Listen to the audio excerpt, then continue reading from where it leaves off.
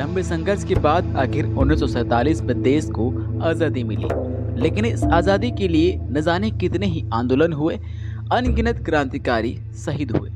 हालांकि इस लड़ाई में अंग्रेजी हुकूमत के भी कई सारे अफसर मारे गए, जिनकी समाधियां आज भी एक स्मारक के रूप में कहीं कहीं देखी जाती है। मध्य प्रदेश के खरगोन जिला मुख्यालय से लगभग 51 किलोमीटर दूर मंडलेश्वर के नजदीक चोली रोड पर भी एक बड़े अंग्रेजी अफसर की समाधि बनी हुई है। क्षेत्र के लोग इसे कुत्ता कब्र के नाम से जानते हैं। ये समाधि ब्रिटिश शासनकाल में बंगाल रेजिमेंट के कैप्टन बेंजामिन हेप्स की है। इतिहास के जानकार दुर्गेश कुमार राजदीप ने लोकल 18 को बताया है कि ब्रिटिश गवर्नमेंट में मंडलेश्वर अंग्रेजों का गढ़ माना जाता था। यहीं से पूरे निमाड़ रेंज पर नजर रखते थे। मंडलेश्वर का बॉयज स्कूल उस समय रेजिडेंट हाउस था। नर्मदा नदी के किनारे बना ऐतिहासिक किला, जो कि अब उप जेल है, ये पहले सेंट्रल जेल हुआ करती थी। क्रांतिकारियों को इसी जेल में कैद करके रखते थे। 1857 की क्रांति की आग जब पूरे देश में जल रही थी, मंडलेश्वर छावनी में भी विद्रोह की आशंका को देखते हुए यहाँ अंग्रेजों ने बंगाल रेजिमेंट के एक सैन्य टुकड़ी कैप्टन बेंजामिन हेप्स के नेतृत्व में तैनात कर दी थी। निमाड़ क्षेत्र में भीमा नायक एक बड़े क्रांतिकारी थे, जिन्होंने अंग्रेजों की नाक में दम कर रखा था, लेकिन पुलिस भीमा नायक को पकड़ पाने में असमर्थ रही।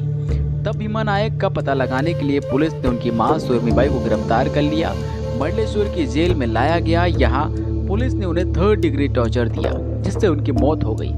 खबर जैसे ही फैली, बवाल मच गया। भीमा नायक के साथियों ने जेल पर हमला किया, अंग्रेजों को मार गिराया, किले पर कब्जा कर लिया। इसके बाद क्रांतिकारियों ने रेजिडेंट हाउस पर भी हमला किया।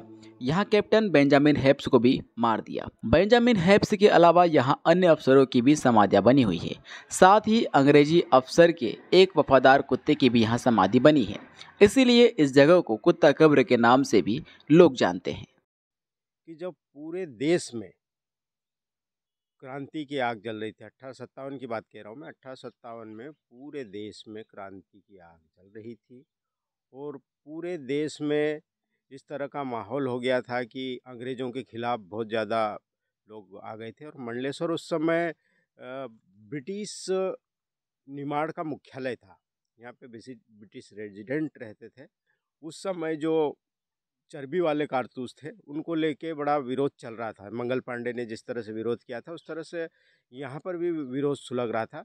लेकिन उसके पहले एक घटना हो गई कि भीमा नायक जो थे निमाड़ के क्रांतिकारी, वो उनको पुलिस अंग्रेज पकड़ नहीं पा रही थी। तो अंग्रेज पुलिस ने क्या करा कि उनको पकड़ने के लिए उनकी माँ को पकड़ के ले आए।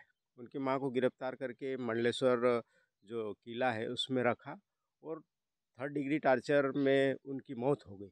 और ये जब खबर बाहर पहुंची तो भीमा नायक के साथियों ने मंडलेश्वर पे 3 जुलाई 1857 को आक्रमण कर दिया।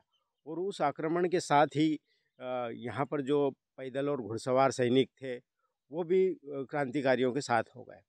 और उन्होंने फिर वहाँ से छावनी से निकल के मंडलेश्वर के किले पे अटैक किया और किले पे अपना परचम लहराया। और यहाँ से बढ़ते हुए फिर वो रेजिडेंट हाउस पे गए, जहाँ पर कैप्टन बेंजामिन हेप्स तैनात थे। उनको भी वहाँ पर परास्त किया। और उसके बाद इस नगर पे ऐसा माना जाता है, कुछ इतिहासकारों का मानना है कि लगभग 1 साल तक क्रांतिकारियों का यहाँ शासन रहा।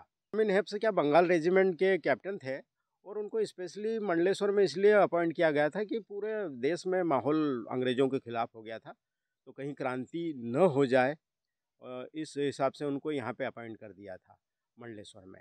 तो 1857 की क्रांति में उनको मार दिया गया। स्कूल जो वर्तमान में स्कूल है, रेजिडेंट हाउस था, यहाँ पे उनको मार दिया गया था। और उनकी चोली रोड पे उनकी समाधि भी बनी हुई है।